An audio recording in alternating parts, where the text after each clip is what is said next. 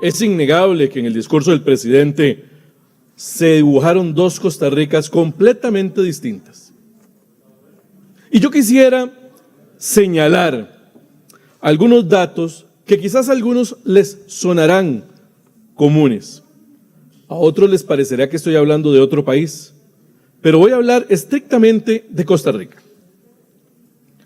287,000 personas sin empleo. Al 2023, dato del INEC. 925,000 personas trabajan en la informalidad. 21.8% de pobreza y un 6.3% de pobreza extrema. 5,963 empresas murieron en 2023. Una tasa de mortalidad empresarial del 10.2%, según el mismo Banco Central en su informe de política monetaria del 2024. El área de la construcción, la más afectada. 16,000 microempresas cerraron en 2023, según la encuesta nacional de microempresas de los hogares. 60,110 microempresas quebraron en los últimos 2 años, de acuerdo con el INEC. El régimen definitivo creció un 3.7% en noviembre del 2023, mientras que el régimen de zonas francas creció un 12.3% en el mismo periodo. Una brecha que el gobierno no ha logrado cerrar y no está interesado, al parecer, en cerrarla. Y cuando hablamos de ese sector exportador, de esas zonas francas bollantes de nuestro país, tenemos que irnos directamente al famoso informe del Bank of America, que cataloga la economía de Costa Rica como una economía jaguar, gracias a las zonas francas y al modelo exportador. Zonas francas a las que ya hubo un intento de establecer impuestos, una intención de meterle impuestos a las zonas francas. Un modelo exportador completamente afectado y avasallado por la manipulación del tipo de cambio. Una economía jaguar reconocida por el Bank of America en estos dos criterios. Díganme ustedes, señoras y señores, si no hay una paradoja aquí. Pero la respuesta a la pregunta de por qué Costa Rica está caída en una profunda crisis de inseguridad atraviesa justamente por estos primeros datos que les señalaba. Esa pérdida de formalidad, esa pérdida de empleos, esa pérdida de encadenamiento productivo es lo que nos ha generado una economía criminal. ¿Y por qué una economía criminal? Datos adicionales de nuestra querida Costa Rica.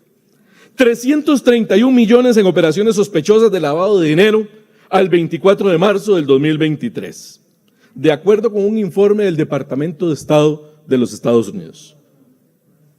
Costa Rica estuvo entre las principales jurisdicciones de lavado de dinero en el mundo entre el 2022 y el 2023.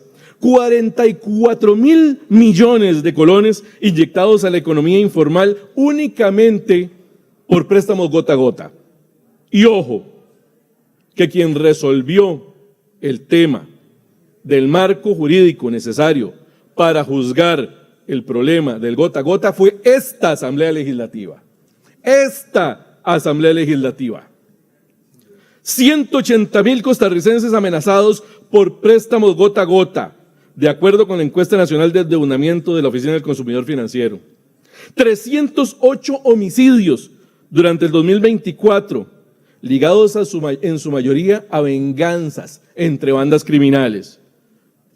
Pero para que quede más bien absolutamente claro que no es entre ellos que se están matando, yo quisiera recordarles que en el 2023 hubo 52 víctimas colaterales. Y en lo que va del 2024 tenemos 11 víctimas colaterales al 8 de abril. Personas inocentes que estaban solamente en un lugar equivocado, en el momento equivocado.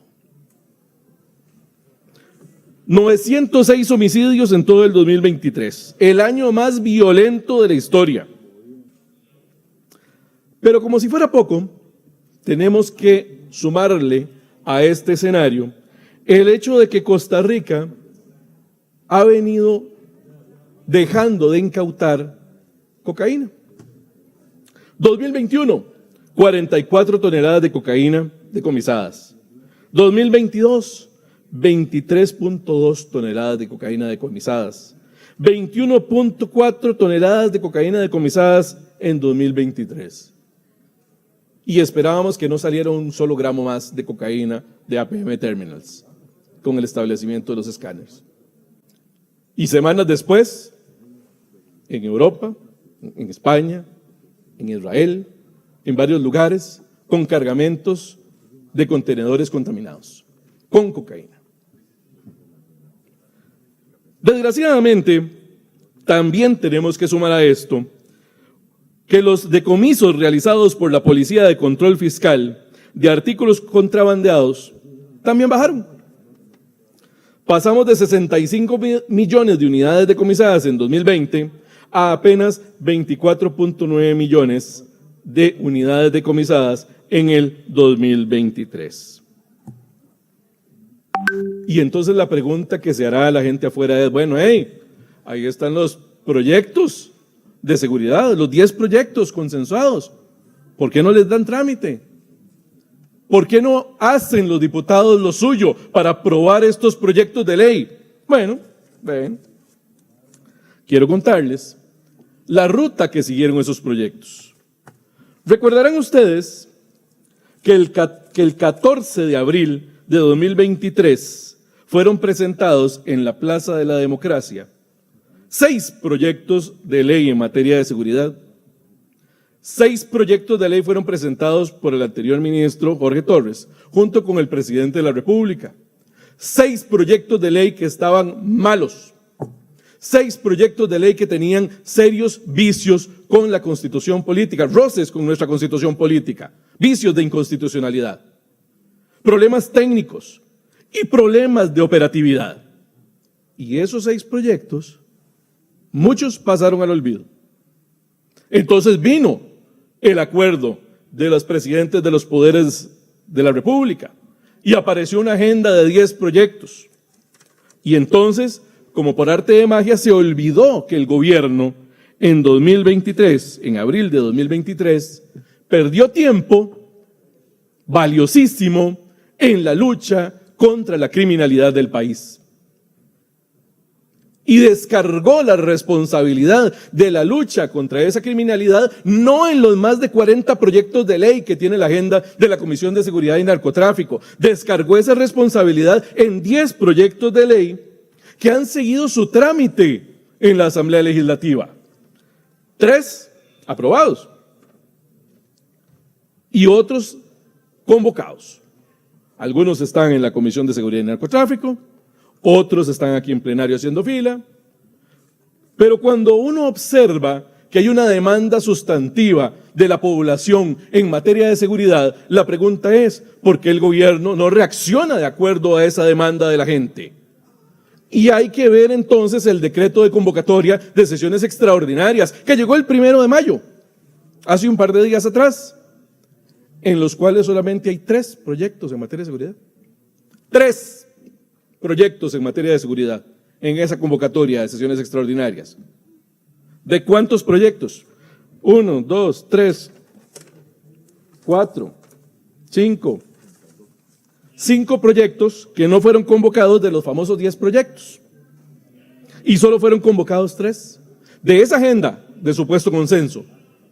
Y de los más de 40 que están en la Comisión de Seguridad y Narcotráfico, que son proyectos duros, pesados, robustos, que están bajo análisis y cumpliendo trámite que tiene que llevarse a cabo para no salir con mamarrachadas que después se caigan en la sala constitucional. Ahí están esos proyectos, ahora haciendo nada y esperando o que sean convocados o que lleguen sesiones ordinarias. No hay coincidencia, no hay consistencia entre lo que se dice y lo que se hace. Las 1000 y resto de plazas de seguridad pública, 300 son nuevas, el resto son sustituciones. Gente que se pensionó, que se fue de vacaciones, que lo echaron, que etcétera, etcétera, son sustituciones. Y entonces, señoras y señores, compañeros y compañeras, pueblo de Costa Rica, seamos congruentes y consistentes. Esta Asamblea Legislativa está dispuesta a hacer el trabajo, a acelerar el paso, pero ahorita la convocatoria está en manos del Poder Ejecutivo y no podemos ver proyectos que el Poder Ejecutivo no convoque. Así es que le pedimos respetuosamente a la Presidencia de la República que convoque los proyectos de seguridad. Gracias, presidente.